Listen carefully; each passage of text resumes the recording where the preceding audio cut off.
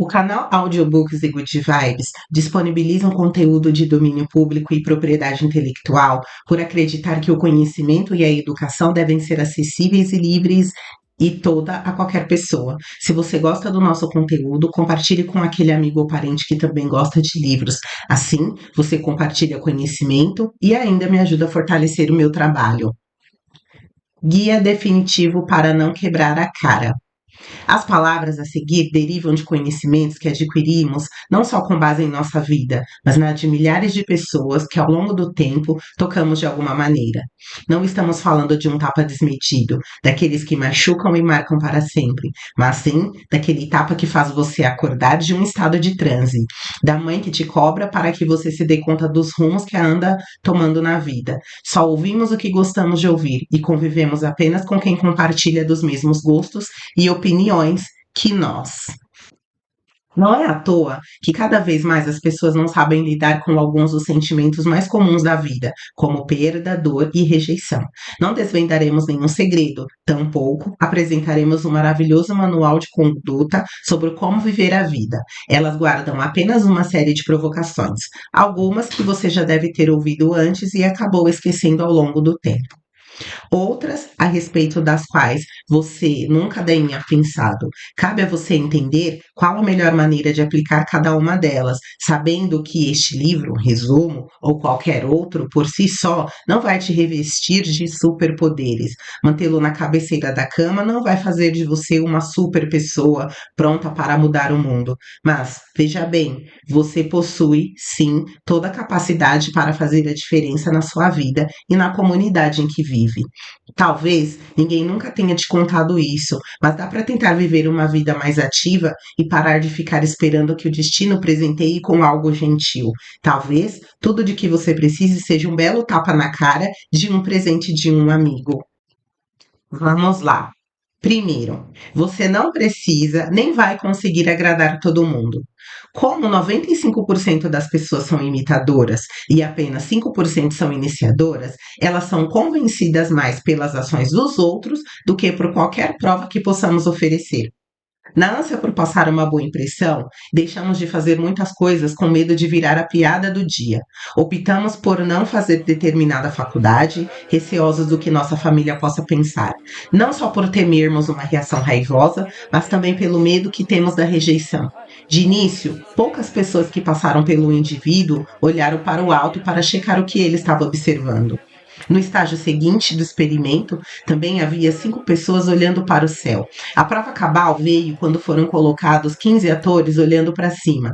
Cerca de 45% das pessoas que passaram pelo grupo pararam e olharam para cima, mas seguiram seu caminho. A prova social mostra como presumimos que as ações das outras pessoas determinam um comportamento adequado para uma ou outra situação.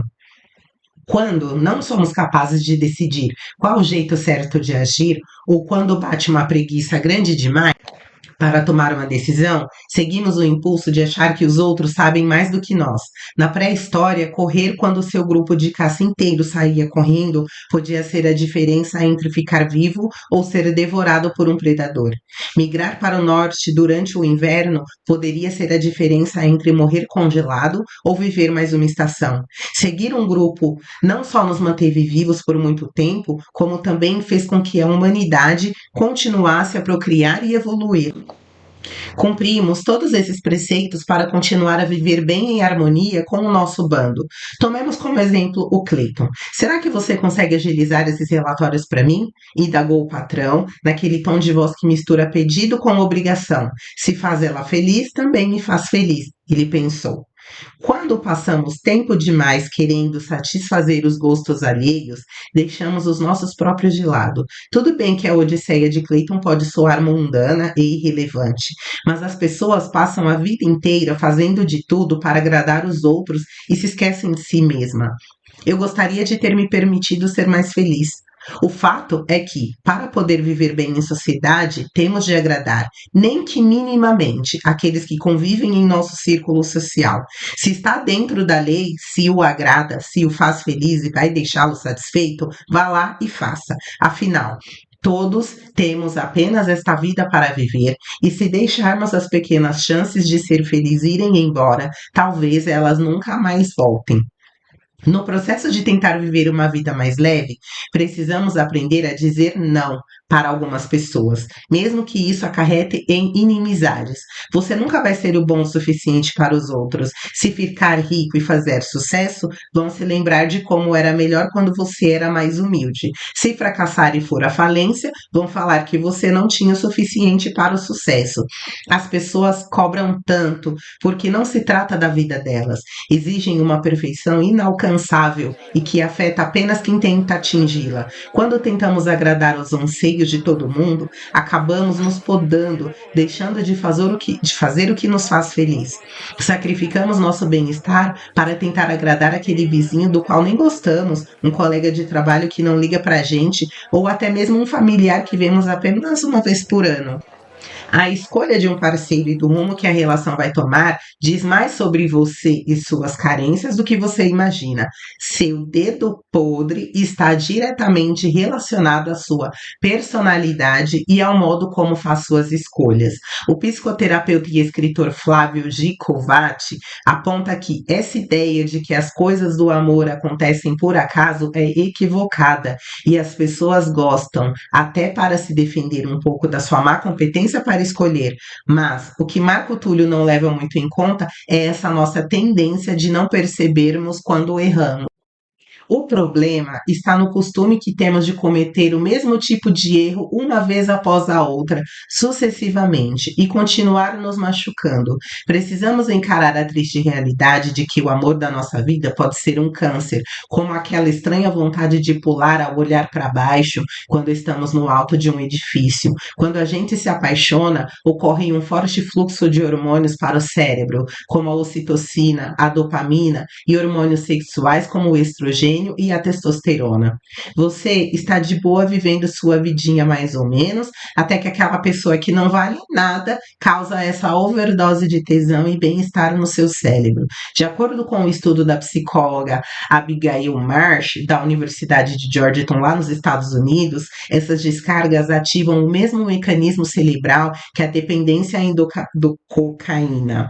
A atração acontece em um nível tão profundo do nosso subconsciente que antes que o racional tenha qualquer poder de decisão, já nos vemos interessados em mais um grande problema para a nossa vida, como um bêbado que acorda na manhã seguinte, a um porre e tem de encarar uma ressaca daquelas, precisamos encarar a triste realidade de que o amor da nossa vida pode ser um câncer. O príncipe encantado às vezes está mais para um ogro, ou melhor, para vilão mesmo, porque ogros costumam ser legais. O mal começa quando, mesmo após levar esses baldes de água fria de realidade, decidimos mentir para nós mesmos e nos mantermos presos a um relacionamento nocivo. Algumas pessoas acreditam que estar em um relacionamento é mais importante do que se sentir feliz, o que é errado. Que nenhum grau de felicidade pode ser alcançado enquanto seu status nas redes sociais contiver a palavra solteiro. Outras acreditam que o amor é capaz de tudo, de mudar o caráter de uma pessoa, inclusive. Essa predisposição por escolher relacionamentos ruins diz muito sobre nós mesmos, sobre a maioria como nós vemos e sobre todas as crenças que temos a respeito da vida. Aceitamos desculpas esfarrapadas em nome do amor. Deixamos de lado nosso orgulho e amor próprio enquanto o outro sapateia em cima da gente. Fingimos estar em um relacionamento ruim é melhor do que ser alvo de frases como você viu a Marina? Ficou pra titia. Ou o Carlos nunca namora ninguém porque ele é um solteirão. Melhor rotular como vilão da história um suposto dedo podre que você ganhou de uma entidade cósmica que se diverte com as suas desventuras amorosas, do que assumir que suas escolhas são horríveis e pior ainda, ter de lidar com elas. Estes vestem a carapuça de vítima e ficam saltitando de relacionamento em relacionamento, vivendo do compadecimento daqueles que os rodeiam. Dê a si mesmo um tempo, mesmo que tenha de tirar dias, meses ou até anos sabáticos longe de relacionamentos. Comece a pensar no que você quer para si. Desconfie de comportamentos que possam revelar desvios de caráter de uma pessoa. Carência faz com que você sempre dependa da aprovação de uma pessoa. ou de outra pessoa. O segundo ponto, o da autoestima, é um pouco mais complicado. É o momento de desenvolver a trabalhosa arte do gostar de si mesmo, mais do que lidar com o que fazemos. É preciso gostar de quem somos, ou pelo menos aceitar aquilo que vemos ao encarar o espelho. A chave para encontrar um relacionamento saudável está em se valorizar e deixar que o outro seja apenas um complemento. O sofrimento não é caminho direto para chegar ao amor. Esses sentimentos andam na contramão ou em estradas que sequer se cruzam. Amor sem reciprocidade não é amor, é idolatria e doação sem retorno. Se você ligar a TV em um final de campeonato de futebol, provavelmente vai ver uma turba de torcedores cantando, gritando e chorando, quase como se suas vidas dependessem daquilo. A revolta da população foi tão grande que torcedores raivosos tomaram as ruas de Constantinopla numa onda de atos violentos que durou cerca de 3 dias, chegando até mesmo a ameaçar a permanência do imperador no poder. Os revoltosos ameaçaram invadir o palácio e quase derrubaram o imperador, até que resolveram eleger um senador como representante do povo. Os conflitos só cessaram quando Justiniano lançou uma ofensiva com seu exército e matou mais de 30 mil pessoas. Claro que nem sempre você vai contar com uma turba para fazer coro nos seus dias de fúria, mas, como deu para perceber, fazemos coisas idiotas quando nos deixamos levar pelas emoções. A inteligência emocional ou a capacidade de reconhecer e lidar com os próprios sentimentos pode ser o fator decisivo que torna algumas pessoas mais bem-sucedidas do que outras, tanto no trabalho como na vida pessoal. Observe a maneira como você age quando experimenta certas emoções e como isso afeta a sua vida. A razão pela qual dedicamos dinheiro, tempo e até mesmo saúde a quem talvez não dê a mínima pra gente. Fazemos coisas idiotas quando somos guiados única e exclusivamente por nossos sentimentos e somos culpados por isso. É perfeitamente natural querer expressar a raiva, mas cabe a um animal racional escolher se vai lidar com a situação dando um murro na cara do indivíduo, o que pode ser bem prazeroso, mas passível de consequências legais, ou reclamando para uma autoridade local. O problema não é o fato de reagirmos às situações, mas como reagimos a elas. Mandar o seu chefe para aquele lugar pode até render um momento extremamente agradável, mas certamente não compensa os meses seguintes de depressão. Pessoas tendem a se afastar ou mesmo evitar aqueles que não conseguem conter seus ataques de raiva ou grosseria. Porém, muito melhor do que se tornar para sempre refém de escolhas ruins, baseadas no calor do sentimento. E o burnout? Você já ouviu falar no burnout? Nos últimos anos, a síndrome tem sido apontada como uma das mais nocivas doenças do século XXI, de acordo com a pesquisa da filial nacional da International Stress, que avaliou 1.000 pessoas de 20 a 60 anos entre 2013 e 2014. Só no Brasil, 30% dos profissionais apresentam esse quadro. E é fácil de explicar por quê. Mesmo aos fins de semana, muitos profissionais continuam respondendo a e-mails ou mensagens dos seus superiores ou de clientes. Além de se preocupar em apresentar um bom rendimento no trabalho, o empregado hoje precisa se preocupar em como conseguir chegar até ele, já que a falta de infraestrutura ineficiente em malha de transporte público nas grandes metrópoles fazem do simples ir e vir da casa para o serviço uma epopeia exaustiva.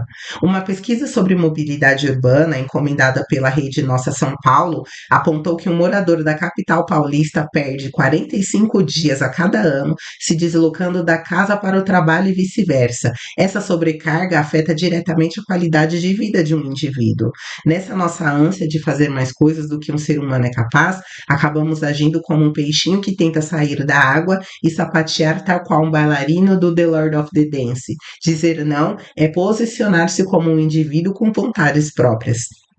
Repetimos esse ciclo de falhar e nos sentir mal até que nossa saúde e equilíbrio mental sejam afetados, muitas vezes descarregando frustrações em familiares e amigos que nada tem a ver com nosso desgaste. É deixar abaixo a autoestima e a vontade de agradar os outros de lado. Educação implica agir com cortesia e severidade com as pessoas ao redor. Quando uma pessoa diz não, ela se impõe em seu meio e manifesta que tem direitos e necessidades, podendo podendo assim recusar propostas que não sejam do seu agrado ou que possam afetar a sua qualidade de vida. Não dá para se negar a ir a trabalhar e mesmo assim esperar receber um salário no início do mês. O não é um instrumento que ajuda a lidar com o tempo e a disposição ao longo da vida. É nesses momentos que um hoje eu não posso ou mesmo um hoje eu não quero que se mostram necessários. Ninguém deveria ser obrigado a aceitar todos os convites e atender sempre os desejos dos outros, quando tomadas no atropelo não só atrapalham sua vida pessoal, profissional e a sua saúde, como também podem causar sérios danos ao orçamento mensal. Se você sentou, refletiu, analisou e decidiu algo, não precisa ficar se desculpando para o mundo por ter se priorizado. Ao ler essas palavras, é fácil cair na tentação de achar que conceitos como o poder do não e se priorizar conferem ao indivíduo o direito de destratar aqueles que o cercam e nunca mais ajudar nem se comprometer como um amigo. Não há nada de errado em ajudar as pessoas. O errado é deixar de viver a vida para carregar os outros nas costas. Um espacinho na agenda é necessário para que se possa dar um pouquinho de atenção à própria vida. Não precisa introduzir o não em sua vida de uma maneira brusca. Você vai se surpreender ao ver que muitas vezes as pessoas simplesmente aceitam sua negativa. Cobramos de nós mesmos um excesso de educação e humildade, e isso vai se tornando um verdadeiro grilhão em nossa existência. A verdade é que devemos encarar que certas coisas não são responsabilidade nossa. Um não pode ser sutil, pode ser empoderador e pode fazer toda a diferença. Eu sem você sou só desamor. Desde que saímos das cavernas, a habilidade de contar histórias fez maravilhas pela nossa espécie. Pode ser algo como uma menininha indo visitar a vovó e tendo de escolher entre um caminho longo, porém seguro, e um atalho curto e perigoso. Caso não caia em uma novela, cujas tramas quase sempre giram em torno de uma história de amor, dará de cara com um filme no qual provavelmente o mocinho e mocinha ficarão juntos, mesmo quando isso não for relevante para o enredo ou sequer fazer sentido. No começo da vida adulta, um fim de semana após o outro vai marcar com os amigos de sair à noite para ouvir música de qualidade questionável, consumir bebidas alcoólicas por preços muito acima do que pagaria em um supermercado e, quem sabe, encontrar alguém que atenda às expectativas da sua família. Mas, mesmo assim, talvez não consiga compreender por que ainda não é feliz, ainda que esteja casado, com filhos e boletos para pagar. O amor nos é vendido como se fosse a cura para todos os problemas do mundo, um tipo de bálsamo impermeabilizante que, uma vez aplicado, nos torna imunes às dificuldades da vida. No fim das contas, corremos tanto atrás de um relacionamento porque temos medo de quem somos, de nos encarar no espelho e lidar com o fato de que somos protagonistas de nossa própria história e temos responsabilidade por nossas escolhas, as boas e as ruins. Esse mesmo conceito pode ser aplicado à sua vida de solteiro. Não estar num romance não significa que você vai deixar de ter amigos, familiares, hobbies, curtir viagens, passar por dias bons e ruins. E o mesmo pode ser dito para quem está em um. Enxergamos o outro como um bote salva-vidas, um bilhete premiado, aquele que vai dar sentido à nossa existência, corrigir as falhas do presente e nortear a nossa jornada. Além disso, é preciso aceitar o fato de que a maioria dos seus relacionamentos vai acabar em algum momento, para quem sabe algum deles vingar. Um relacionamento que se baseia apenas na vida a dois, sem espaço para o mínimo de individualidade ou satisfação pessoal, tem tudo para resultar numa convivência tóxica e abusiva. Você é capaz de se fazer feliz ou infeliz a qualquer momento? Não permita que o outro tome as rédeas de sua vida e da sua felicidade. Ambos aforismos tratam de importância de buscar a nossa verdade pessoal. O primeiro sugere que antes mesmo de obter o verdadeiro conhecimento sobre as coisas e sobre o mundo à nossa volta, devemos nos conhecer.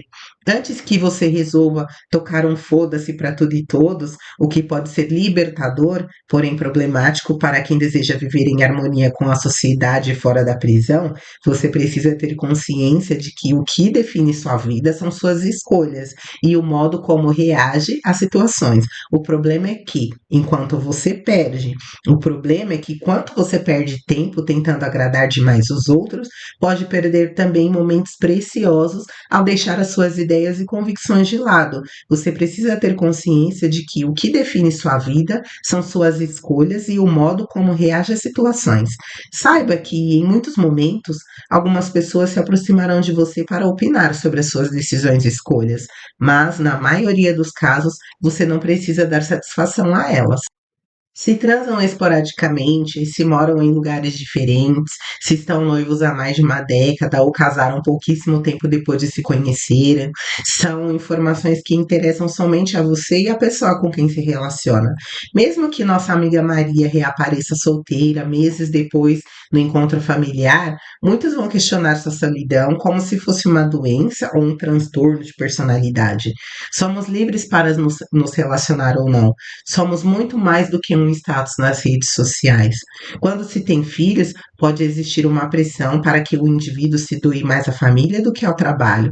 Não que abrir mão da família ou das realizações pessoais seja uma escolha fácil, bem como ver um objetivo de carreira distanciar-se cada vez mais. Por outro lado, você pode ter um estalo e perceber que grandes êxitos profissionais não valem uma saúde debilitada ou distanciar-se de seus entes queridos. Pode acontecer também de, após sair de um emprego que consumiu boa parte da sua energia, você, indeciso sobre que caminho profissional tomar, resolva largar tudo, dar outro rumo à vida, encarando um mochilão, trocando de carreira ou começando do zero ao voltar para os estudos.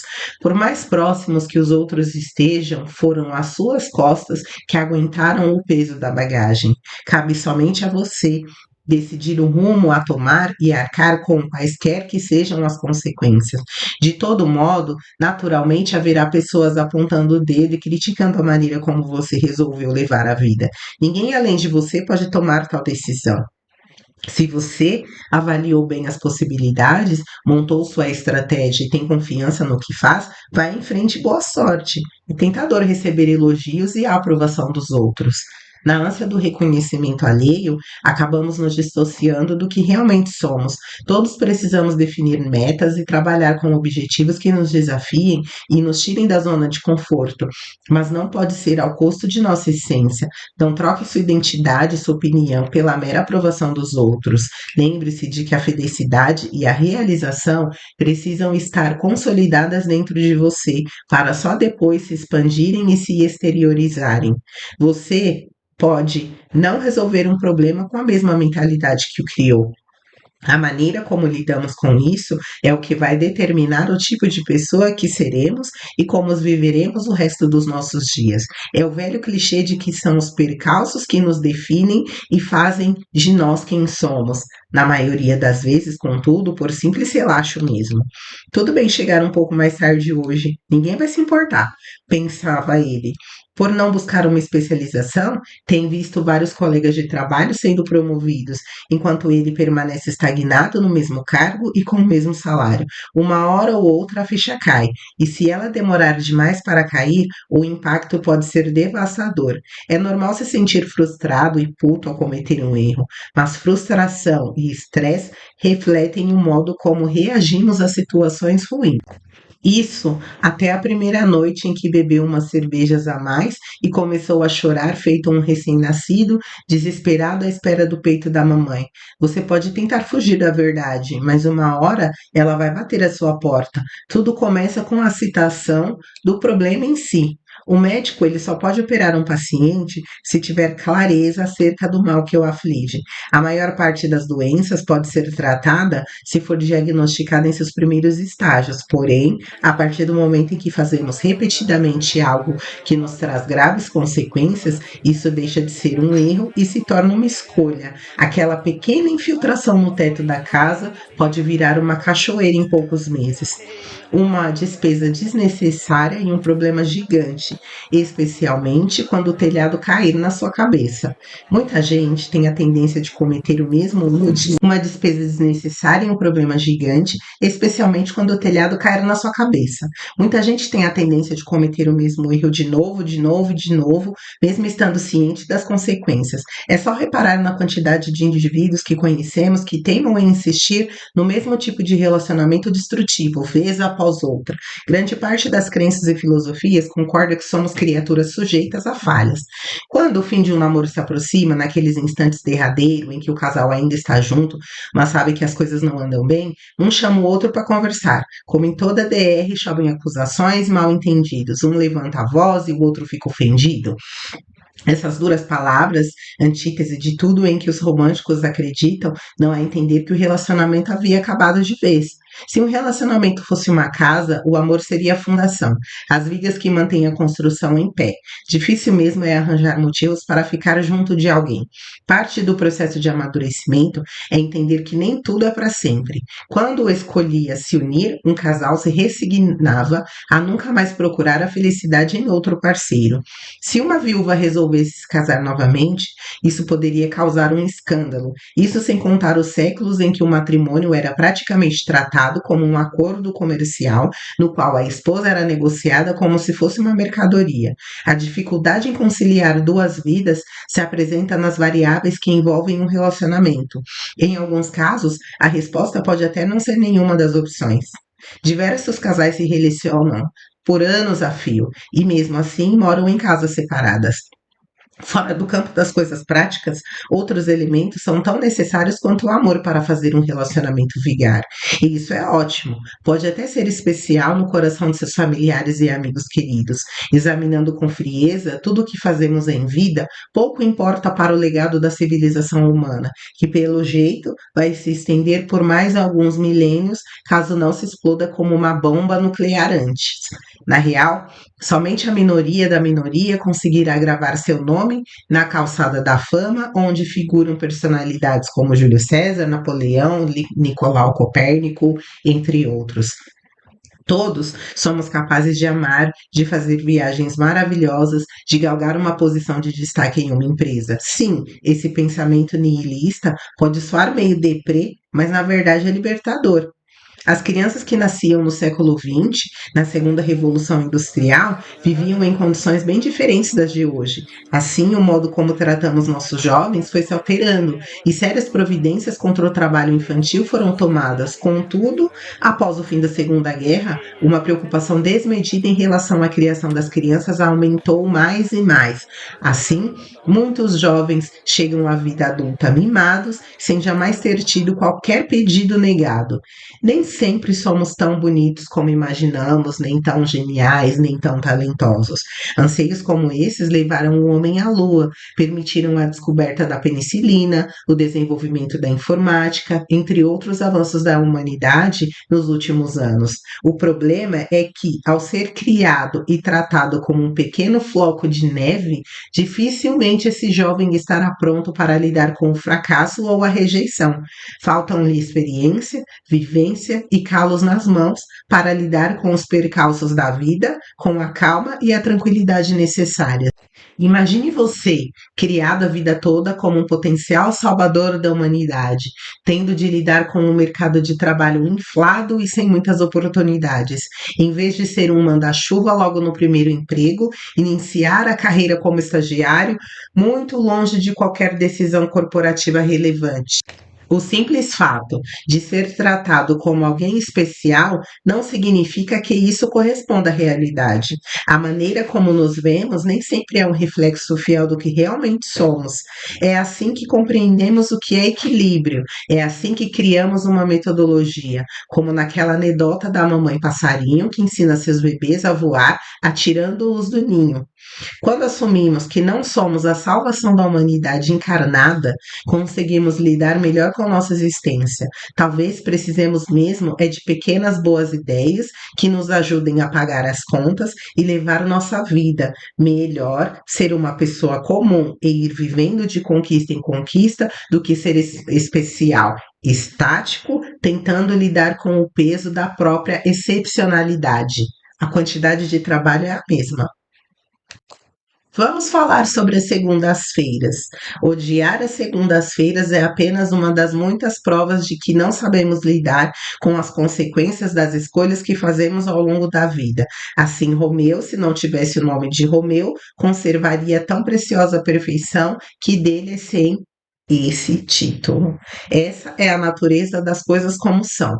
Odiar a segunda-feira é como odiar o sol por ele nascer. Agora, o fato de, toda segunda de manhã, ao pisar em seu ambiente de trabalho, após 2 dias de descanso, você ter de se deparar com a triste realidade de que suas escolhas o conduziram àquele lugar pelo qual não tem o menor carinho e que suga todas as suas energias boas, trocando-as por uma nuvem cinza de infelicidade, é de inteira responsabilidade sua e pode ser modificado. No começo desse rio, tudo parece calmo e divertido, tranquilo como um passeio na Disneylândia.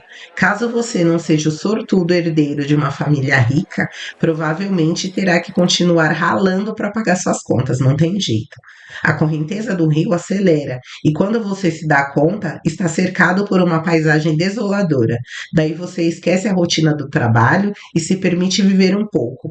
Permite-se pequenos abusos, como sair para beber com os amigos, jantar num restaurante bacana ou até mesmo ficar de bobeira em casa fazendo absolutamente nada. Mas a segunda-feira teima em reaparecer como uma catarata que tira sua paz e o arremessa de novo na parte ruim do rio.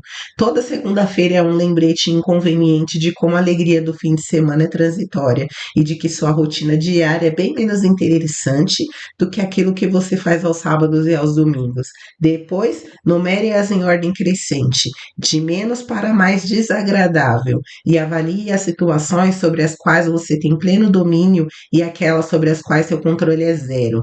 Contornando esses pequenos problemas da rotina, você garantirá maior qualidade de vida e assim, quem sabe, as segundas-feiras não chegarão com o peso de uma bigorna. Agora vamos para uma máxima: trabalhar com o que você ama não vai fazê-lo feliz. Foi a partir do fim da Segunda Guerra Mundial que essa ideia passou a ser difundida para a classe dos milionários ou herdeiros da coroa. O ferreiro ensinava sua profissão ao filho, que por sua vez a transmitia aos herdeiros e assim por diante. Você e sua ocupação eram praticamente indissociáveis.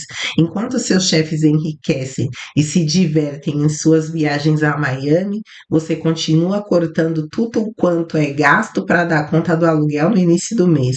Mas, ei, pelo menos toda a última sexta-feira do mês, a galera se reúne para comer um bolo e comemorar os aniversários.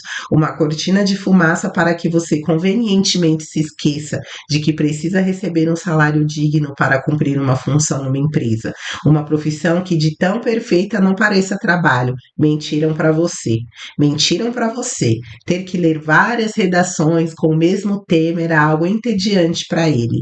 Porém, como esse momento era uma condição para que ele pudesse fazer o que de verdade gostava, o sofrimento valia a pena. Às vezes, mesmo um emprego ruim pode ser bom e valer a pena no fim das contas, por proporcionar a grana que você precisa para se sustentar, cuidar da sua família, comprar as coisas que quer e até viajar para todos os lugares que sempre quis conhecer. É claro que você não deve vender a alma para o capeta e se orgulhar disso, mas também não precisa se envergonhar por se manter num cargo apenas para ganhar bem. Não existe nada de errado em ganhar dinheiro, não existe nada de errado. Não deixe que um apego sentimental o faça sacrificar seu tempo por migalhas. Não estamos dizendo que você deve se tornar um escravo, mas apenas que não glorifique o que não deve ser glorificado. Trabalhe com algo que ama ou apenas suporte, mas lembre-se de que no fim do dia é você quem volta sozinho para casa, tendo de lidar com uma pilha de boletos para pagar. O trabalho duro ganha do talento quando o talento não trabalha duro. Como exemplo, podemos citar uma das maiores rivalidades do futebol contemporâneo que envolve Cristiano Ronaldo, o jogador da seleção de Portugal, e o argentino Lionel Messi. Para os talentosos, talvez a melhor atitude seja impedir que a confiança lhe suba a cabeça, desafiando-se sempre e subindo a barra aos poucos. O hermano foi reconhecido desde cedo como um talento nato. Messi é mais um talento natural. Não é tão obcecado e comprometido com o trabalho, afirmou Gerard Piquet sobre o atleta. Já o Gajo é reconhecido mundialmente por seu trabalho duro e empenho nos treinos. Não à toa, Todo esse treino fez com que se tornasse o maior goleador da história do Real Madrid, o time que já contou com grandes jogadores como Zidane e Ronaldo Fenômeno. A disputa entre o argentino e o português é um claro exemplo dessa dicotomia entre talento e trabalho duro. O talento é considerado algo divino, um dom sobrenatural entregue por Deus para que você se destaque sem esforço algum. Infelizmente, não há como prever quando daremos de cara com alguém mais talentoso e mais bem preparado, e o talentoso, por vez, se abstém de aprimorar as suas técnicas por acreditar que vai conseguir se virar sozinho para sempre. Porém, nem todo talento é a prova de falhas. Seu esforço a mantém sempre pronta para o pior, já que sabe que em um vacilo pode custar muito caro. O melhor dos mundos é quando o talento e o trabalho duro se combinam. Atletas como Michael Jordan e Ronaldo Fenômeno eram naturalmente talentosos, mas se esforçaram para ir além. Dominar a técnica para, no dia em que o talento falhar, ter o mínimo necessário para poder manter-se de pé. Os talentosos sempre carregarão nas costas o peso de usar o seu dom ou jogar no lixo tal dádiva. Mas quem merece atenção neste texto são aqueles que trabalham duro, para que entendam que todo esse esforço nem sempre será sinônimo de sucesso. Se faltar talento, que sobre trabalho duro. Não pense por muito tempo, faça, mas não faça por muito tempo. Pense.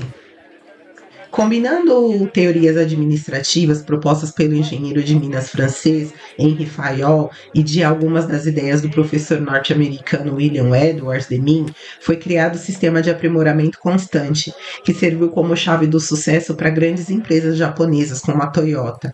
Os resultados do Kaizen visam melhorias qualitativas e quantitativas, do menor tempo possível, com um custo mínimo, da diretoria até o departamento de limpeza. Todos devem aprimorar seu processo de trabalho. Não é à toa que os japoneses são conhecidos mundialmente por seu poder de organização e trabalho em equipe. Se hoje nomes como Honda, Canon, Pikachu são familiares para você, foi porque anos atrás, os japoneses reconheceram uma crise, pararam e se organizaram. Se funcionou para um país que havia sido derrotado e bombardeado com 2 bombas atômicas, imagina o quão útil essa metodologia pode ser para você.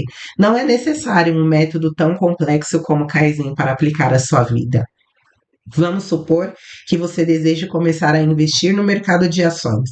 Não é recomendável sair torrando loucamente seu dinheiro sem ao menos saber no que está se metendo. Essa etapa de estudos é quase sempre negligenciada ou subestimada por conta dessa ânsia que temos de sair fazendo as coisas. Mas não seja precoce. É sempre bom dar aquela olhada para ver a profundidade da piscina que queremos pular de cabeça. O segundo momento, que também não é levado muito a sério, é a do planejamento.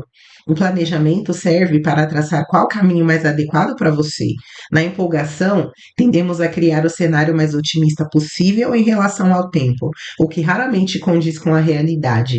Dê tempo para as coisas acontecerem. Vamos supor que você esteja planejando estudar para o vestibular. Ao fazer seu planejamento, você pode acreditar que 4 horas de estudo serão suficientes para dominar determinada matéria. A motivação inicial, 1 hora se extingue, e as únicas coisas que podem mantê-lo no prumo são a disciplina e um bom planejamento. Se tudo o que estiver fazendo não apresentar resultado, é hora de tentar encontrar o que deu errado e até mesmo revisar o planejamento e estratégias.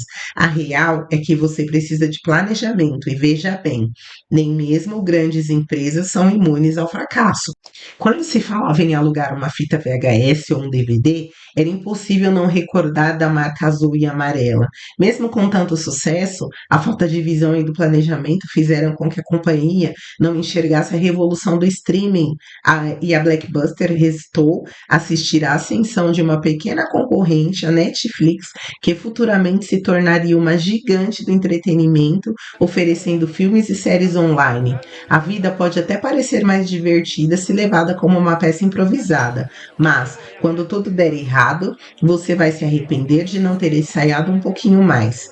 Quantas pessoas não largam tudo para investir todo o dinheiro que possuem em negócios da moda? Paleterias, iogurtes naturais ou food trucks. As pessoas comuns pensam apenas sobre como passar o tempo. Uma pessoa inteligente tenta usar o tempo. Não estamos falando só do risco à sua credibilidade ou da paciência alheia, desgastada quando você marca um compromisso a uma e chega 1h35. Atraso, nós estamos falando de dinheiro mesmo. Os resultados dessa pesquisa são a maior prova de que tempo é dinheiro. Mais do que isso, tempo desperdiçado à toa é vida jogada no lixo. Falando em atrasos, imagine que você tenha marcado de se encontrar com uma pessoa para uma reunião num café às 3 horas. Saiu de casa, pegou a condução até o local, deixou de lado outras tarefas e quando chega a hora do encontro, ela se atrasa. Cada minuto esperando é um minuto que você poderia estar dedicando com as coisas muito melhores na sua vida, como brincar com filhos, curtir com a família ou até mesmo descansar. Da próxima vez que você se atrasar, não culpe o mundo ao seu redor, culpe a si mesmo. A percepção do tempo é completamente diferente para pessoas pontuais e para aqueles que nunca chegam na hora. Os atrasados fazem planos impossíveis de serem concretizados, crentes que vão chegar a tempo. Então fica aí me esperando enquanto eu faço outras coisas da minha vida. Não estamos levando em consideração seres desprezíveis que têm plena ciência de não estarem cumprindo com o horário prometido e mesmo assim não se importam em deixar uma pessoa esperando à toa. Certo dia, você recebe uma ligação e descobre ser o feliz ganhador de uma promoção. Não aquelas armadilhas para tirar seu dinheiro, mas uma promoção daquelas boas mesmo. Como prêmio, você receberá US$ 1 milhão em dinheiro. São poucas pessoas que não chegariam a tempo. Boa parte chegaria horas antes do horário estipulado só para garantir. Por que isso? É uma questão de prioridade. Quando uma pessoa quer, ela chega a tempo. Então, da próxima vez que você se atrasar, não culpe o mundo ao seu redor, culpe a si mesmo. É sempre possível que um encontro dure mais tempo e prejudique os demais. Organize-se e deixe sua pontualidade falar por você. E, sobretudo, não desperdice o tempo dos outros à toa. Afinal, tempo é valioso. Vamos falar sobre motivação. Fique esperando a motivação chegar e você nunca realizará nada. Sente a bunda na cadeira e comece a produzir algo, por pior que seja, e talvez um dia você chegue a algum lugar. Apenas faça, como aconselha o célebre slogan Just Do It, da Nike. É algo mais do que o normal.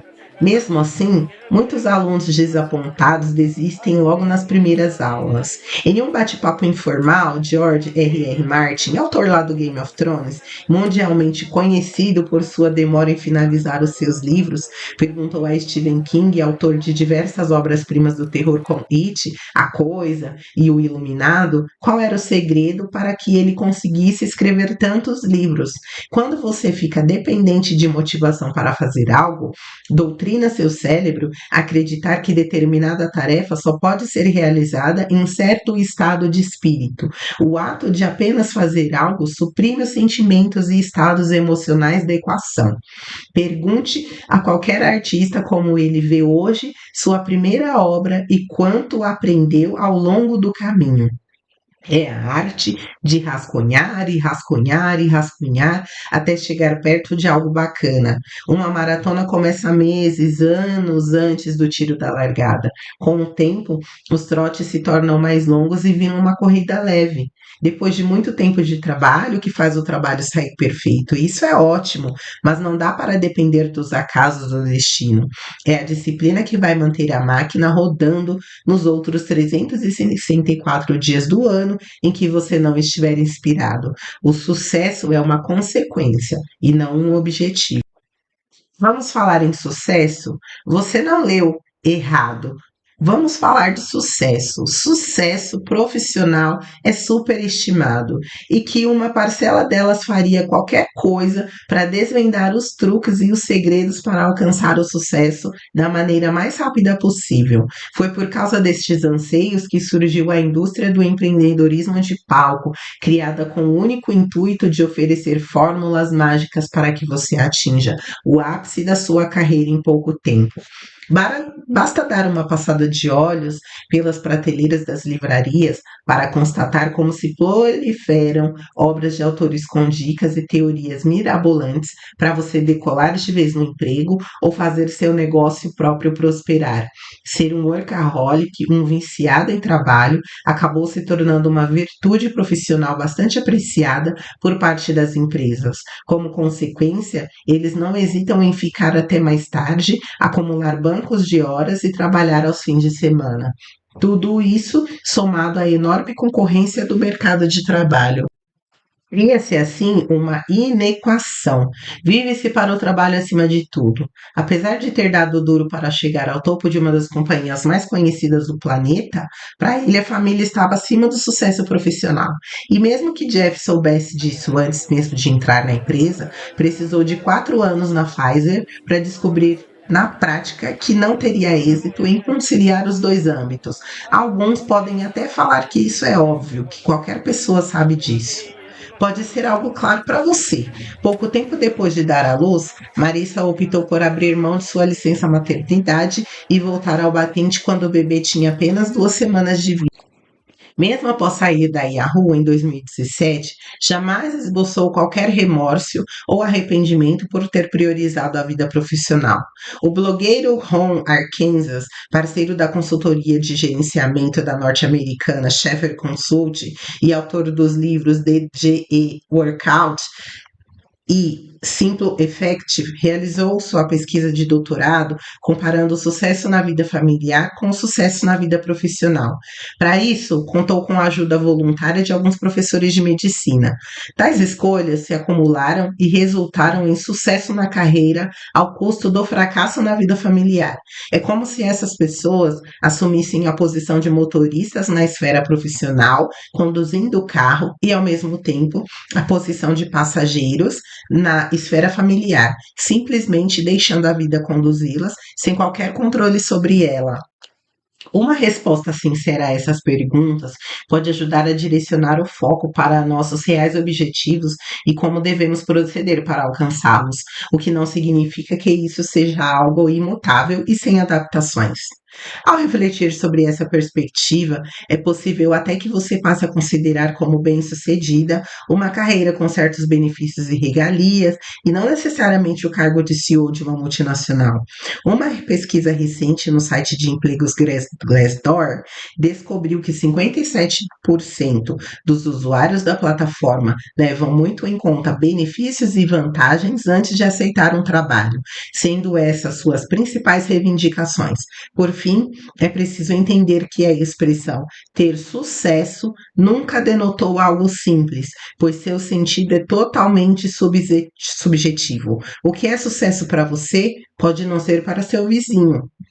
Tornar-se presidente de uma empresa pode não ser algo tão valioso para uma pessoa que quer apenas estar perto do filho enquanto ele cresce. Isso sem contar que, além de pessoal, o conceito de sucesso é mutável, na medida em que toma um significado diferente em cada momento e em cada ciclo de nossa vida. O primeiro passo para o sucesso profissional é esclarecer para si mesmo o que diabos você quer dar para sua vida como um todo. A coisa mais vergonhosa do fracasso é descobrir que você não é um gênio, que você não é tão bom quanto achou que fosse. Quando somos crianças, somos dotados de criatividade e espontaneidade únicas. Você verá as formas mais loucas e singulares ganharem vida no papel. Por não terem sido contaminadas pelo mundo exterior, as crianças expressam as coisas como gostariam que fosse, diferentemente dos adultos que tendem a ser mais pragmáticos. Ele primeiro vai perguntar o que você deseja que ele faça, antes mesmo de tentar. O adulto tende a negar o desafio por conta de uma série de gatilhos mentais de autopreservação, os quais ele foi criando ao longo da vida. O gatilho que o impede de passar vergonha, o que o impede de se expor na frente dos estranhos, e é aquele que tenta protegê-lo do fracasso. O sistema que o protege é o mesmo que o impede de fazer coisas novas ou até mesmo de seguir em frente com seus projetos. Quando estiver diante de um desafio, que tal trocar o "e se eu fracassar" por "o que o fracasso pode fazer por mim"? Paradoxalmente, Um idiota que não faz a menor ideia do que está fazendo pode ter mais chances de sucesso do que alguém com plena ciência dos caminhos que deve percorrer. A fim de manter uma boa imagem de nós mesmos, nosso inconsciente pode nos paralisar diante de uma tarefa antes mesmo de falharmos. Criamos realidades hipotéticas nas quais teríamos sido bem-sucedidos apenas para manter as aparências e não ter que encarar com aquela ousada empreitada, talvez resultasse num fracasso retumbante. Na próxima vez que você se sentar para papear com os amigos ou familiares, repare na quantidade de conversas sobre realidades hipotéticas que vem à tona. Se você começar a fazer aulas de violão e não sair solando como o Slash do Guns N' Roses, nada vai mudar na sua vida. O professor sabe muito bem que você precisa primeiro aprender os acordes básicos antes de mandar um solo impecável de November Rain. Logo, o fracasso não vai matá-lo, mas pode ensinar valiosas lições. Ao entender o que você está fazendo de errado, o professor irá orientá-lo até a música sair perfeita. Talvez armar jogadas como meio-campo, volante ou quem sabe ficar na zaga mesmo. Quando você passa a compreender o valor do fracasso, o processo muda. Em vez de dor e vergonha, você passa a tirar dele uma lição. Um grande fracasso raramente acontece do nada. Lidar com fracasso é, sobretudo, uma lição de humildade. O que te detém não é quem você é, mas quem você acha que não é capaz de ser. Vamos falar de inteligência. Quando a bola voltou a rolar na prorrogação, o capitão ficou ao lado do técnico português, ajudando na orientação aos atletas e torcendo. Quando o Éder acertou o chute de fora da área e marcou 1-0, o craque do Real Madrid comemorou como se o gol fosse dele. Ao longo de todo o campeonato, ele deu indícios de que não estava confortável com a responsabilidade de liderar o Brasil no maior torneio de futebol do mundo, ainda mais em casa. Mas o momento mais crítico se deu no jogo entre Brasil e Chile nas oitavas de final. Já faz tempo que o quociente de inteligência deixou de ser a única medida para avaliar as capacidades de um indivíduo. Os dois fatos futebolísticos citados anteriormente são bons exemplos de como a inteligência emocional tem ganhado relevância e pode afetar drasticamente a tomada de decisões, influenciando nossas ações. Segundo o dicionário de psicologia de Andrew Coleman, inteligência emocional é a capacidade do indivíduo de reconhecer as emoções das outras pessoas e as suas próprias emoções, identificar sentimentos diferentes e usar essas informações para orientar seu pensamento e seu comportamento. É, portanto, a habilidade de perceber, entender e regular emoções a fim de conhecer-se a si mesmo e interagir com as outras pessoas da melhor maneira. É um modo de lidar com as pressões diárias que, se não forem trabalhadas adequadamente, podem culminar em estresse ou em outras doenças de cunho emocional. O fato de você ter uma inteligência de Einstein não é garantia de que você se dará bem na vida. Tornou-se popular, porém, a partir de 1995, em decorrência do trabalho jornalista científico Daniel Goleman, o pai da inteligência emocional, que se empenhou em explicar a importância do controle das emoções, ou seja, o fato de você ter uma inteligência de Einstein não é garantia que você se dará bem na vida. Um indivíduo emocionalmente inteligente tem mais facilidade para descrever, reconhecer e avaliar os próprios sentimentos, bem como os dos outros, e também proporciona resistência e resiliência, possibilitando melhor controle dos impulsos, mesmo diante de frustrações, desilusões, reprovações ou fracassos. Com o tempo, você será capaz de perceber quando suas emoções estiverem ao ponto de entrar em desequilíbrio, tendo tempo de controlá-las. A primeira habilidade que você precisa trabalhar a fim de obter inteligência emocional é a consciência de si mesmo. Conhecendo mais intimamente suas emoções, conseguirá usá-las a seu favor. Veja bem, você pode e deve demonstrar suas emoções, mas quando elas fogem do controle, a impulsividade entra em cena e as decisões tendem a não serem as melhores. Toda vez que tiver de tomar uma decisão difícil, a dica é usar a técnica de respiração dos SEALs, a elite militar dos Estados Unidos, para manter o o controle emocional. Outro ponto importante é saber fazer a gestão de si mesmo. Basicamente, é trabalhar seu autocontrole emocional, a capacidade de adaptação e a orientação para os resultados. Faça uma análise das suas atitudes, principalmente em momentos críticos ou quando for tomado por emoções negativas como medo, raiva, ansiedade e tristeza. Tentar olhar para o outro também é importante para o desenvolvimento de uma boa inteligência emocional. Essa consciência social proporciona a aptidão de ler o estado emocional do outro ou de um grupo e suas relações de poder. Basta se colocar no lugar do outro, afinal, nem tudo é sobre você. É importante também conservar empatia consigo mesmo, a fim de compreender e aceitar seus erros. Se você não for capaz de se perdoar, não vai conseguir aprimorar sua inteligência emocional, pois ela deve, antes de tudo, começar em você. Há também hábitos simples que você pode incorporar na sua rotina, como desacelerar e prestar mais atenção às necessidades dos outros. Você pode, por exemplo, sair um pouco do seu caminho para dar carona a um amigo, fazer parte de um projeto social do seu bairro, ou mesmo auxiliar no projeto de um colega de empresa. Entretanto, é imprescindível salientar que, apesar de a inteligência emocional influenciar na relação com as pessoas e ser capaz de motivar equipes, ela está longe de ser o único caminho para o sucesso. Isso significa que os outros 80% são influenciados por fatores diversos, como o tipo de formação, o apoio da família e até mesmo a sorte. A inteligência emocional entra nesse bolo também, mas apenas como mais um elemento do grupo. Como você pode notar, a inteligência emocional está ao alcance de qualquer indivíduo que a busque com afinco. Enquanto você treina seu cérebro com esses novos comportamentos emocionalmente inteligentes, sua mente constrói o caminho necessário para fazer deles um hábito. Procrastinação. Para o homem das cavernas, fazer planos de longo prazo tinha menos importância do que saciar as necessidades básicas e instantâneas de sobrevivência. Agir com base em fatos do presente era muito mais importante do que se planejar para o futuro. Foi assim que o homem desenvolveu e aprimorou o instinto de reagir a estímulos imediatos, como fugir do ataque de um animal feroz e construir armas de defesa, mudando o foco da sua atenção. Não somos mais nômades e, por isso, não precisamos ficar nos deslocando para fugir de predadores, intempéries climáticas ou coisas do tipo. O pesquisador e psicólogo Tim Pitchell, da Universidade de Carleton, no Canadá, estuda esse fenômeno há mais de 20 anos e revela que, para ele, a procrastinação é um dos maiores problemas educacionais na atualidade.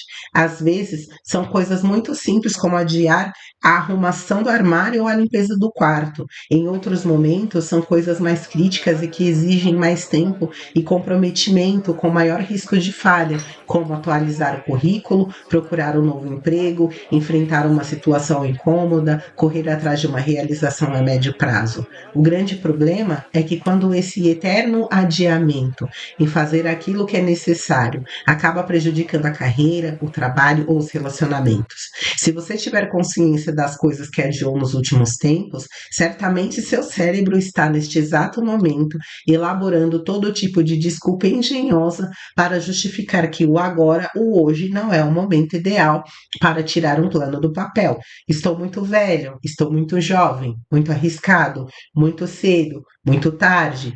Mas o mais provável é que sejam simplesmente uma conveniente desculpa para não encarar o trabalho real e evitar o desconforto emocional, como comum que as mudanças que realmente importam causam em nossa vida. O grande responsável por isso é o medo. Essa sensação instintiva tem a função de nos proteger da dor e de nos afastar de tudo que pode ser uma ameaça, ferir nosso orgulho ou confundir nosso mundo. Caso deixemos que o medo tome conta da gente, ele pode nos levar a acreditar na falácia de que, se procrastinarmos por tempo suficiente, nossa situação melhorará e os problemas e os desconfortos deixarão de existir, evaporando por mágica. É quase como Uma pessoa que vê um incêndio começar na sala e, em vez de correr em busca de um balde de água, senta-se no sofá e espera que o fogo suma por um milagre. Quando nos convencemos de que um dia estaremos prontos para fazer determinada mudança ou que um dia o tempo será mais favorável e os problemas serão resolvidos, somos tomados por uma sensação momentânea de conforto.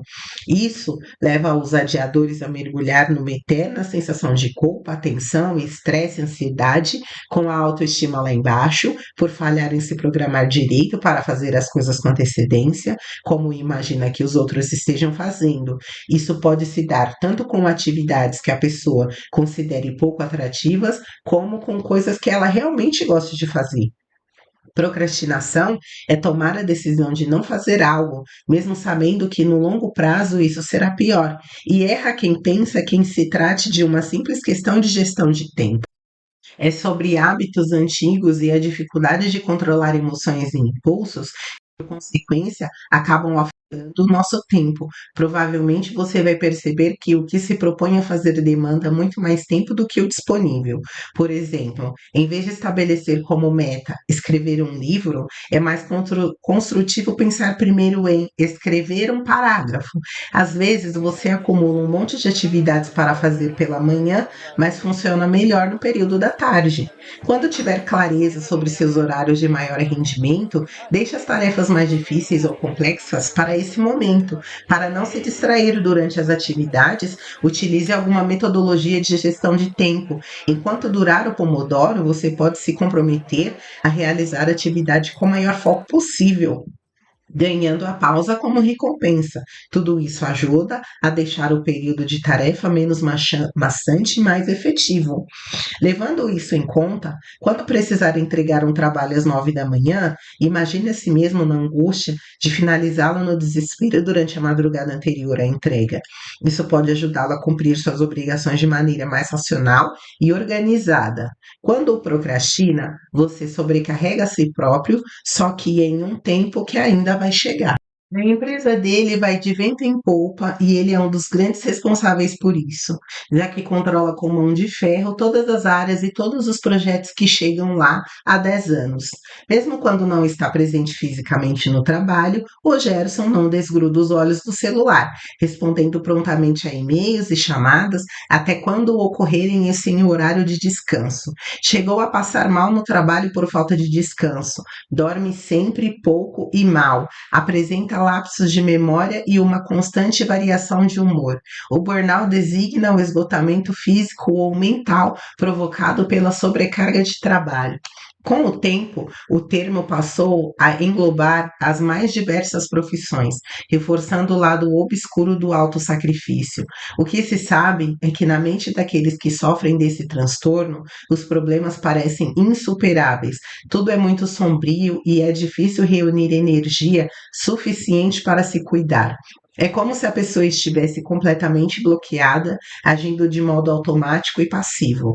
Esse mal tem o poder de afetar o trabalho, os relacionamentos e principalmente a saúde.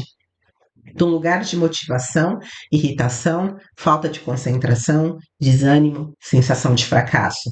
Por mais que pareça uma doença simples, o esgotamento provocado pelo estresse no trabalho é uma questão extremamente preocupante.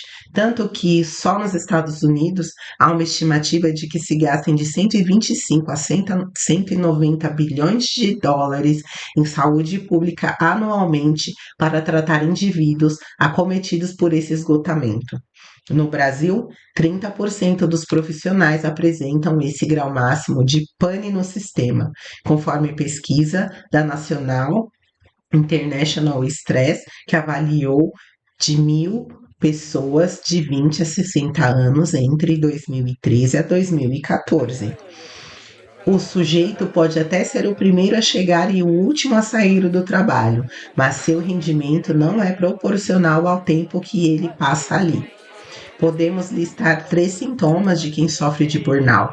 O fator social comum é a sensação de que a pessoa tem que é preciso contrariar próprios valores para se dar bem na carreira. Um profissional precisa delegar responsabilidades, gerenciar o tempo de forma eficiente, planejar o trabalho e atingir o equilíbrio entre vida e carreira. Então, saiba gerenciá-lo de modo a evitar a sobrecarga de trabalho. Não deixe de reservar um tempo para o ócio criativo e para seu merecido descanso. Busque o equilíbrio entre trabalho e vida pessoal. É inevitável que, em alguns momentos, a corda puxe mais para dos lados do que para o outro. Mas quando você se esforça para equilibrar os pratos na balança de maneira racional, consegue ser mais produtivo e evita estresse excessivo. Reserve horários no seu dia a dia para atividades como ler, responder e-mails. Assim você não desperdiça o tempo e consegue remanejar atividades sem se sobrecarregar. Você não pode ser um funcionário 24 horas por dia, 7 dias por semana. Determine um tempo em que você vai se desligar do trabalho para se dedicar à vida pessoal. E isso inclui não responder a e-mails, não fazer projetos, nem atender a chamadas. Informe os outros sobre esses limites e se policie também a fim de respeitar os deles. Agora, se mesmo aplicando essas mudanças seu trabalho ainda o deixa irritado e não o satisfaz, melhor mesmo é encontrar outro emprego ou mesmo outra área de atuação.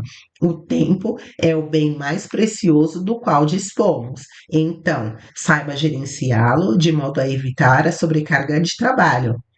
Na maioria dos casos, só o fato de ter um trabalho que possibilite pagar as contas já é o suficiente.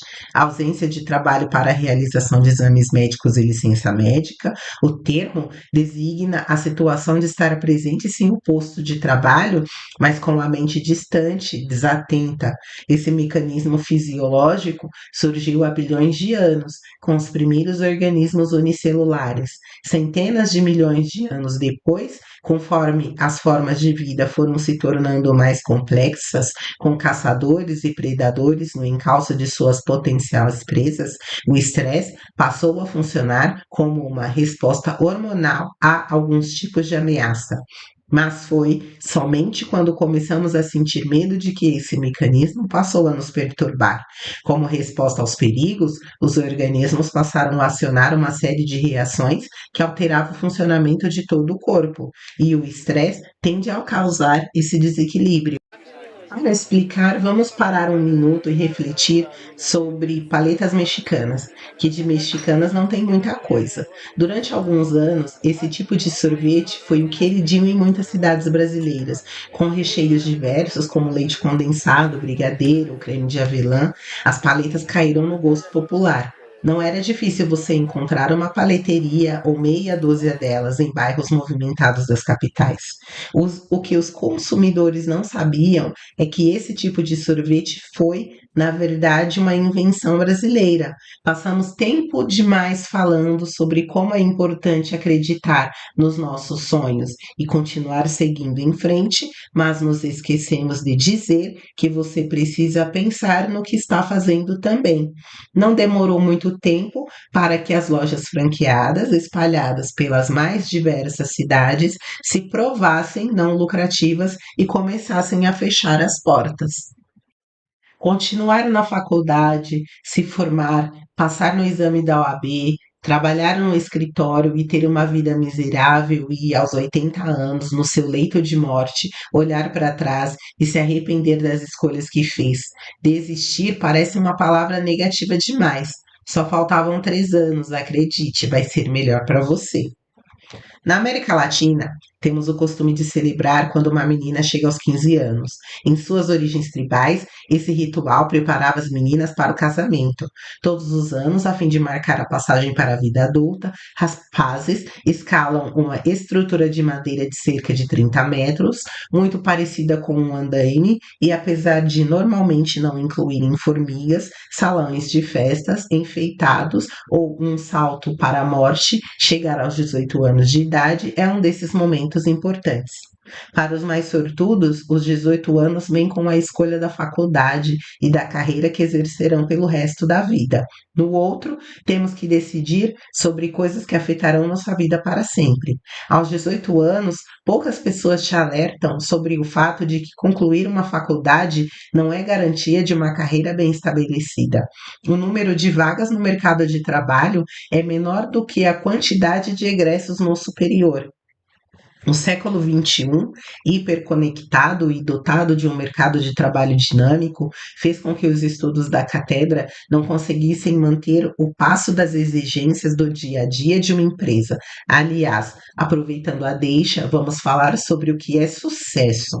Somos muito cobrados para alcançar esse status de bem-sucedidos, como um emprego fixo, bem remunerado e que possibilite comprar o carro do ano, apartamento em bairro nobre e uma viagem para fora do país nas férias. Aos 18 anos, porém, ninguém conta para você que o preço do sucesso pode ser muito alto. Jogamos toda a luz sobre o sucesso, mas não avisamos que é preciso que um indivíduo esteja bem física e emocionalmente para que possa fazer um bom proveito dele. Esse desgaste não atrapalha apenas o indivíduo, mas também a empresa. É possível equilibrar a vida dentro e fora do trabalho de uma maneira saudável. Aos 18 anos, ninguém conta para você que o preço do sucesso pode ser alto. Por último, precisamos falar sobre relacionamentos. A pressão pelo casamento antes dos 30 anos tem diminuído ao longo dos últimos tempos. Quando chegam os 30, porém, percebemos que a vida nem sempre segue o rumo do que planejamos. É fácil deparar com situações como uma mãe solteira, com uma carreira sólida, ou uma pessoa casada que ainda não sabe exatamente qual rumo seguir em termos profissionais. A vida não segue nenhuma lógica. No outro, você sente um frio na barriga ao pensar em como seria maravilhoso ter apenas uma família e uma casa bacana. Com 18 anos, diploma na mão, carteira de motorista e as mais diversas possibilidades à frente, é fácil achar que somos capazes de tudo. A felicidade é episódica, uma ocorrência eventual. A vida é carregada por momentos de turbulência. Somos diariamente bombardeados por uma avalanche de fórmulas, dicas, sugestões, orientações e receitas de como ser feliz. Tudo isso cria uma necessidade de correr atrás desse sentimento, como se atingi-lo fosse o objetivo máximo da vida. Mas será que precisamos realmente ser escravos do ideal de felicidade para viver? Em grego, a palavra felicidade é eudaimonia, ser feliz. Portanto, era contar com um bom demônio ao seu lado, algo como um gênio. Ou seja, para os gregos, a felicidade dependia do acaso. Apresentou uma nova interpretação da ideia de felicidade, enfatizando que ela não está associada apenas à satisfação dos desejos e necessidades do corpo. Assim, a felicidade representa o bem da alma, atingível somente por meio de uma conduta virtuosa e justa. Então, as atitudes dos homens teriam um efeito direto sobre sua felicidade. No Império Romano, para o pensador helênico Epicuro, o prazer era essencial à felicidade. Séculos mais tarde, na Idade Média, a felicidade se esvaiu das discussões filosóficas, retornando apenas na Idade Moderna, ganhando destaque no pensamento político. A busca pela felicidade passou a ser considerada um direito do homem, como consta inclusive na Constituição dos Estados Unidos da América, redigida sob influência do Iluminismo em 1787. Na Idade Contemporânea, que já contempla o século XX, Bertrand Russell debruçou-se sobre o tema da obra Conquista da Felicidade, na qual propõe que é necessário alimentar uma multiplicidade de interesses e de relações com as quais e com os outros para assim ser feliz. Para Russell, a essência da felicidade está na relação com o outro e na eliminação do egocentrismo. Nos últimos 50 anos, a felicidade passou a ser atrelada a uma ideia de consumo embasada pela indústria, que criou nas pessoas um ardente desejo de posse das coisas.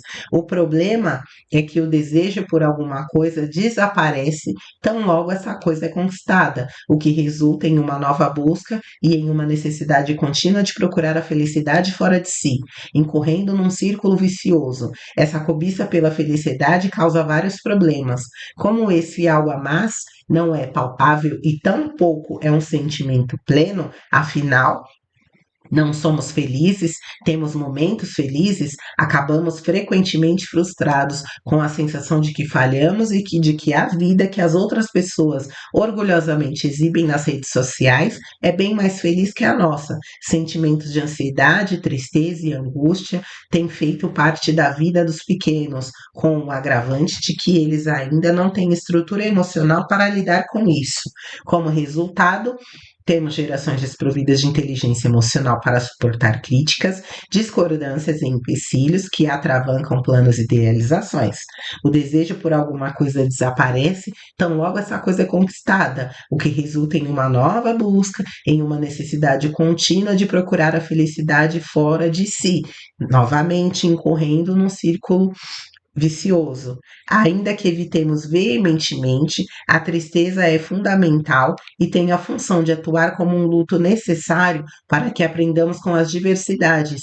Em muitos casos, esse sentimento funciona como uma espécie de sinal, revelando atos ou escolhas que precisam ser modificados. O filme Divertidamente da Disney, que se passa na mente de uma menina de 11 anos que precisa aprender a lidar com os sentimentos em meio a um turbilhão de mudanças em sua vida, ilustra isso muito bem. Precisamos entender que a vida é feita de momentos alegres e tristes, de conquistas e frustrações. Não existe uma felicidade plena, geral e restrita. Agiríamos como idiotas se vivêssemos numa situação plena de felicidade. A felicidade vem em pílulas, em doses fracionadas, não em uma vacina que vai imunizá-la dos outros sentimentos negativos pelo resto da vida.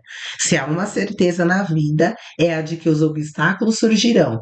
Entender que a vida é feita de momentos alegres e tristes, de conquistas e frustrações, que eu tenha coragem de enfrentar, que eu saiba ficar com o nada e mesmo assim me sentir como se estivesse plena de tudo.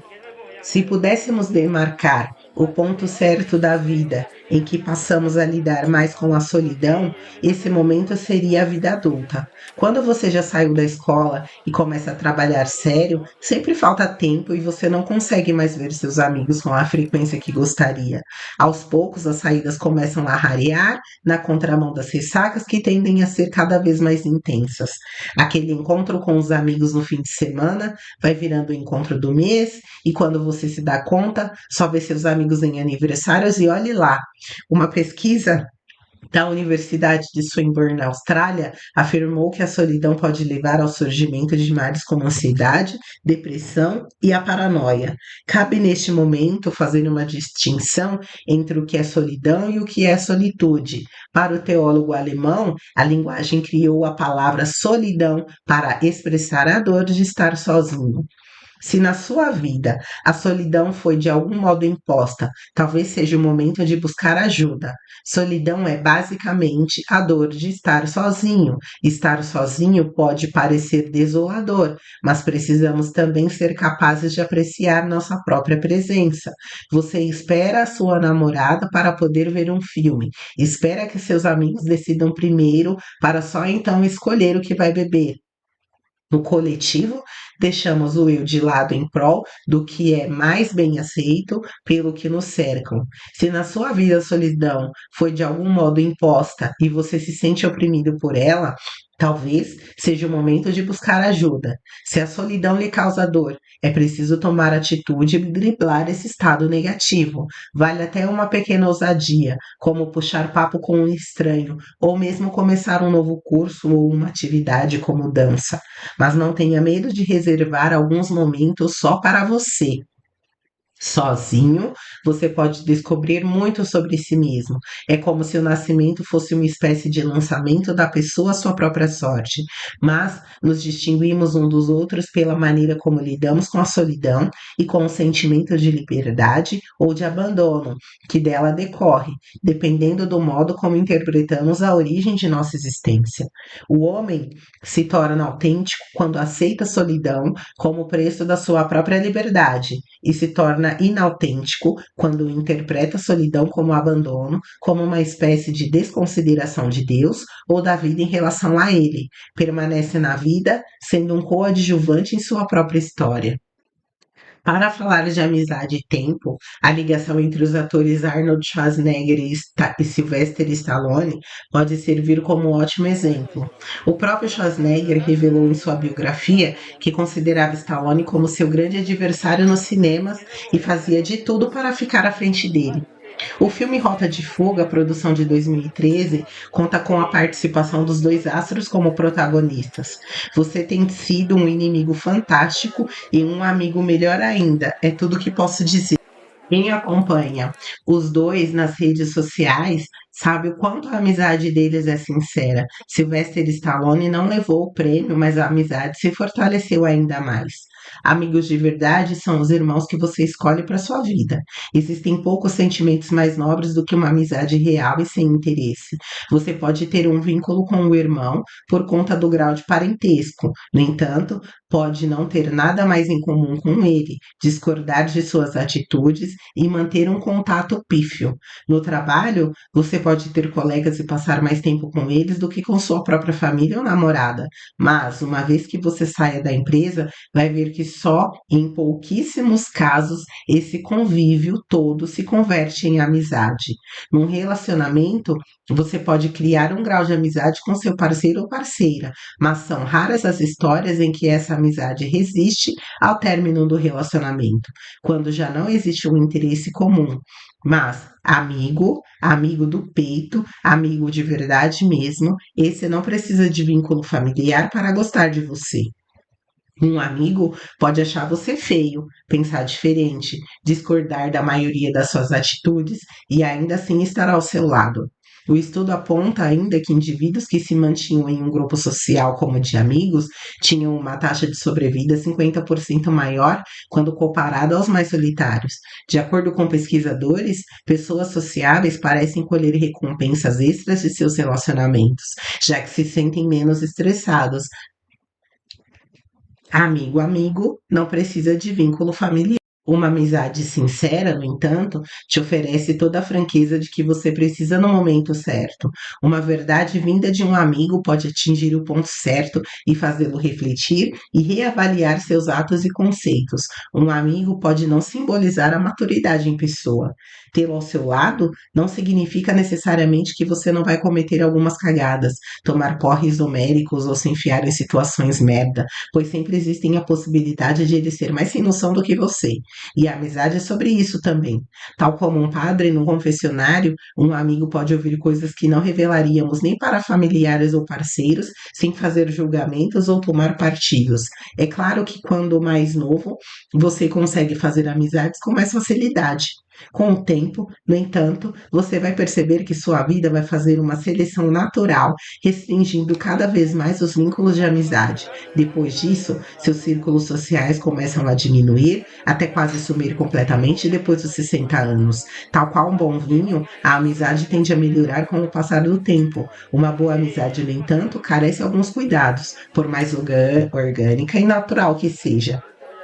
É claro que você não vai manter um ritmo de maladas e bebedeiras quando decidir ficar com alguém, mas seus amigos verdadeiros vão dar um jeito de se adaptar a essa nova realidade só para tê-lo por perto. Tanto seu parceiro ou parceira quanto seus amigos precisam entender que uma coisa não anula a outra. Se na vida de solteiro a amizade é necessária, num relacionamento ela não é menos fundamental, pois será a sua válvula de escape, seu momento de individualidade no relacionamento. É preciso compreender que um relacionamento não é uma ilha deserta na qual você tenha de se isolar do resto do mundo. E eles serão seu porto seguro quando necessário, sua válvula de escape para não enlouquecer, a voz da razão quando estiver perdido e personagens de algumas das mais divertidas histórias que você vai guardar para sempre na memória. Pode até parecer banal, mas era uma pergunta que teimava em martelar na cabeça de Gabriel.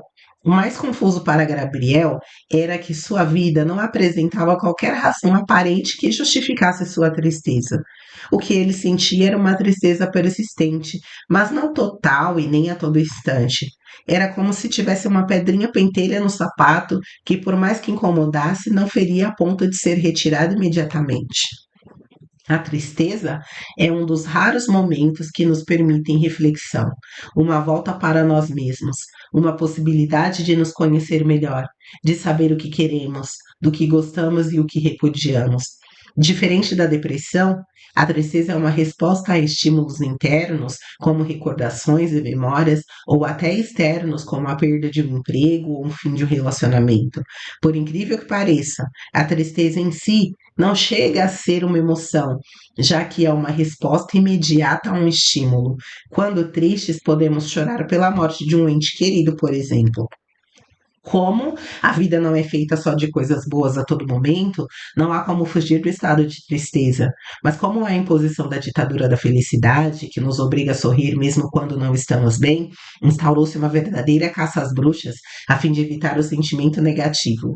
Segundo o psicólogo americano Martin Seligman, da Universidade da Pensilvânia, a tristeza é um dos raros momentos que nos permitem reflexão, uma volta para nós mesmos, uma possibilidade de nos conhecer melhor, de saber o que queremos, do que gostamos e o que repudiamos.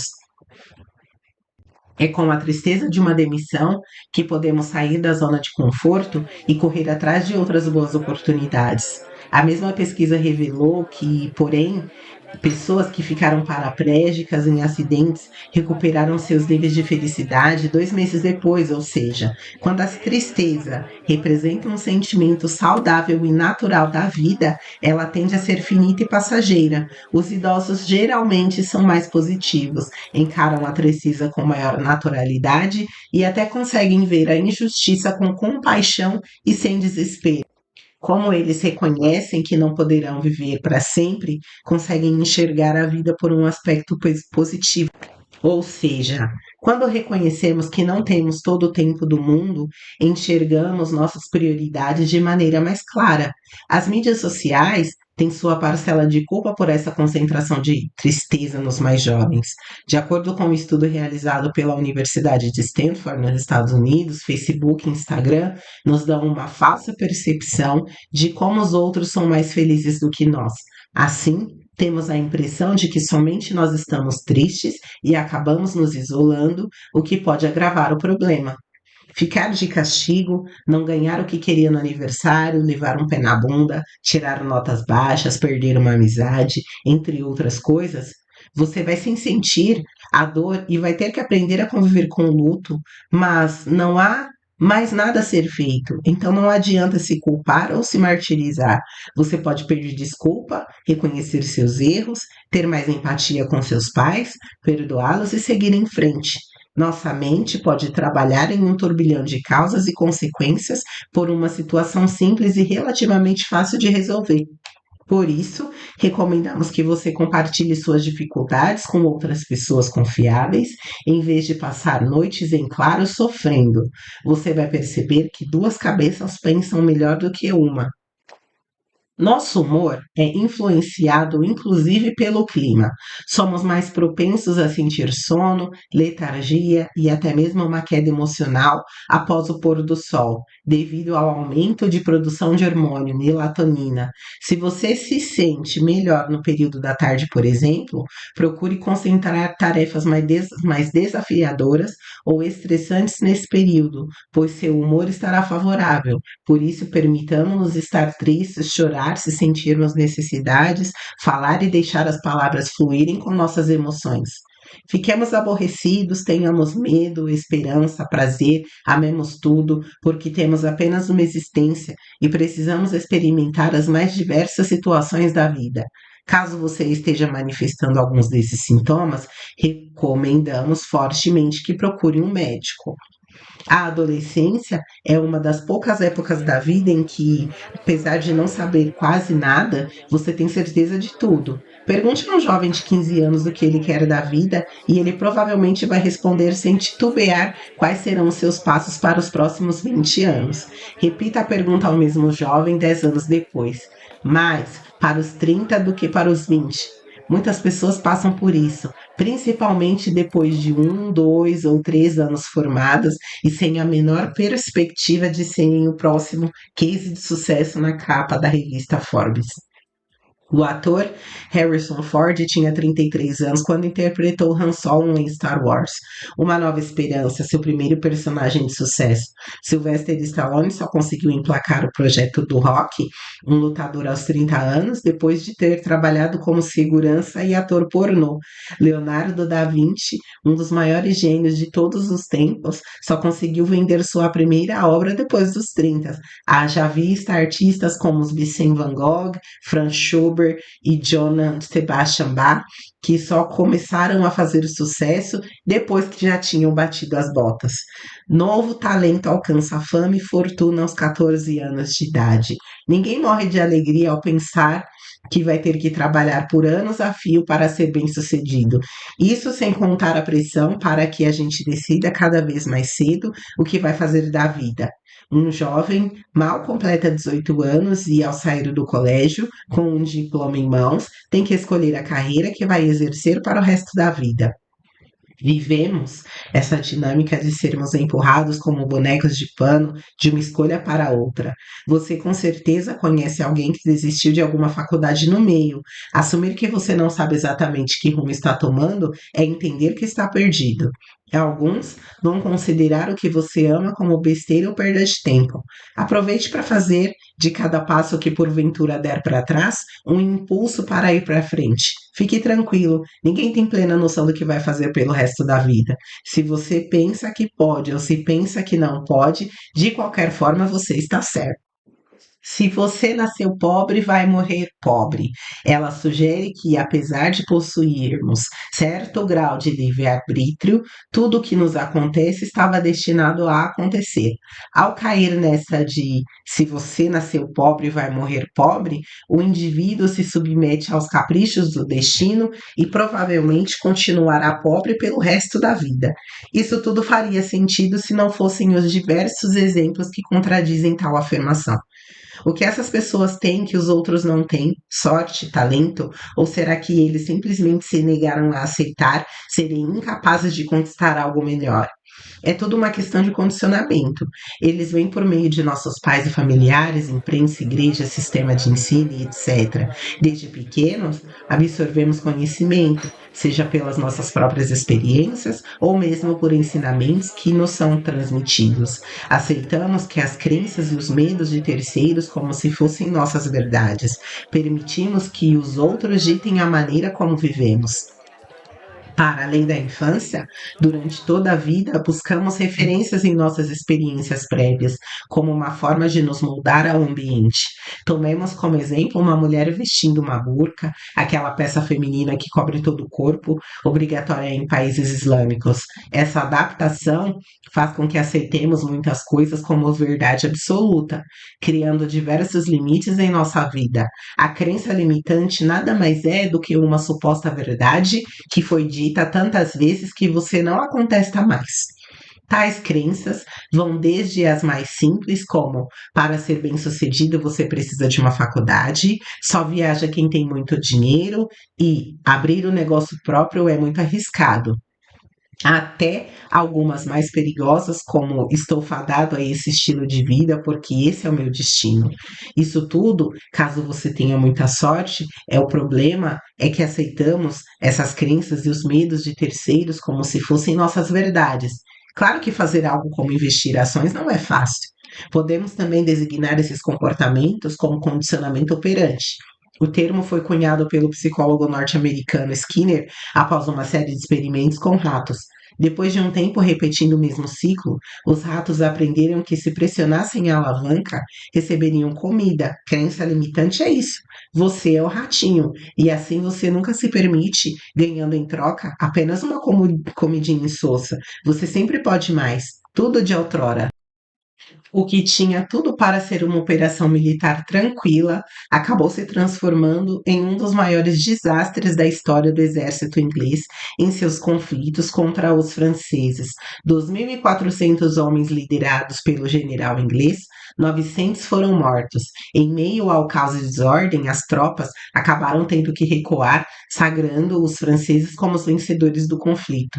Anos depois, o pai fundador dos Estados Unidos ainda sofreria baixas durante a Guerra da Independência em pelo menos duas ocasiões, mas isso não o impediu de seguir em frente.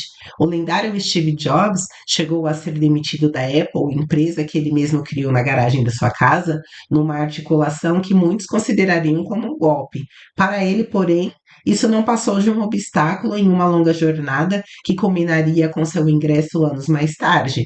De volta à Apple, ele liderou projetos de sucesso como o iPod, iMac e o iPhone, que revolucionou o conceito de telefonia celular e moldou a maneira como lidamos com a tecnologia nos dias atuais. Washington e Jobs são apenas dois exemplos em uma longa lista de pessoas que triunfaram mesmo após sofrerem grandes derrotas. O problema é que muitos ainda enxergam seus fracassos como um ponto final, um impeditivo de seguir em frente, quando, muitas vezes, o fracasso é apenas parte de um processo. Um bom desenhista torna-se mestre em sua arte pelo tempo que dedica a ela, por meio da constante repetição de seu ofício. É normal que, após um fracasso, você se sinta desapontado e queira desistir, mas você deve resistir a esse primeiro impulso. É preciso inteligência emocional e também planejamento para aprender com seus erros e tirar uma lição dessas situações negativas. Alguns fracassos trazem consequências maiores, como dívidas ou o fim de amizades e relacionamentos. É menos sobre como você vai evitar seu próximo fracasso e mais sobre como você vai reagir quando ele acontecer. Mas nada vai vingar em sua vida se você sempre desistir no primeiro percalço e continuar no automático.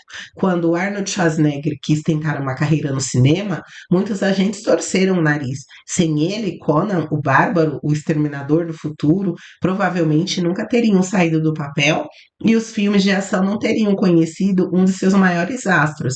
Há momentos na vida em que você tem mais do que dar um soco na mesa, tocar um foda-se no seu emprego de merda ou no seu relacionamento sem tesão. Quanto mais você sabe, menos tende a agir. É preciso relaxar a mente para usá-la em seu potencial máximo quando tiver que tomar uma decisão realmente importante. Somos condicionados ao longo da vida a tomar atitudes amenas, viver uma vida amena, e sem querer acabamos não nos expressamos como deveríamos. Só existe um tempo importante, e este tempo é agora. O presente é o único tempo sobre o qual temos domínio.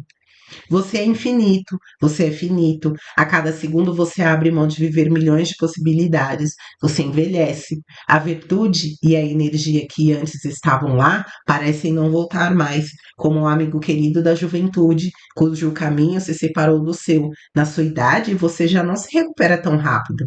E você, mais do que nunca, se sente sozinho no mundo. O tempo é como água. Você pode vê-lo, mas ao tentar dominá-lo, ele foge por entre seus dedos. Parecia que a adolescência iria durar para sempre, mas quando chegamos à vida adulta, percebemos que ela foi embora rápido demais. O tempo é cruel, embora gentil, faz-nos sentir saudade, porém nos mostra como é bom estar vivo. Talvez tudo seja ilusão, como no cinema. Todas as infinitas oportunidades estão lá, desfilando rapidamente pelos nossos olhos, como um rio bravo que parece correr em direção ao infinito. O tempo é a nossa água, e como um peixe, resta-nos apenas seguir a correnteza. Agora, como bônus, vão aqui 26 dicas para você não quebrar a cara. Dica 1: você não precisa nem vai conseguir agradar todo mundo. 2: você não tem o dedo podre, só não sabe escolher bem. 3: você faz coisas idiotas quando se deixa levar pelas emoções. 4: dizer não muitas vezes é uma arte que precisa ser explorada. 5: relacionamento não é sinônimo de felicidade. 6: você não precisa dar satisfações a todo mundo. 7: aprenda a lidar com seus erros. 8: só o amor não é suficiente para manter um relacionamento. 9: você não é especial, e isso é ótimo. 10: é possível gostar de segunda-feira. 11: nem sempre trabalhar com o que você ama vai fazê-lo feliz. 12: os atrasos dizem muito sobre você. 13: o sucesso profissional é superestimado. 14: e se você for um fracasso? Tá tudo bem. Muitas vezes a gente se superestima e tá tudo certo. 15. Desinteligência emocional. Aprenda o que é e faça sua autogestão. 16. Pare de procrastinar e faça o que tem vontade. Só faça. 17. Aprenda a lidar com a sobrecarga antes de pirar. 18. Muitas vezes desistir pode ser o melhor para você. 19. O pensamento positivo muitas vezes é a ditadura da felicidade. 20. Solitude e solidão são coisas diferentes. Aprenda a lidar com elas. 21. Mantenha seus amigos por perto. 22. Todo mundo tem um bad day, você não é o único. 23. Tudo bem você não saber o que fazer da sua vida. 24. Você pode e merece mais. 25. Apesar de tudo, sempre siga em frente.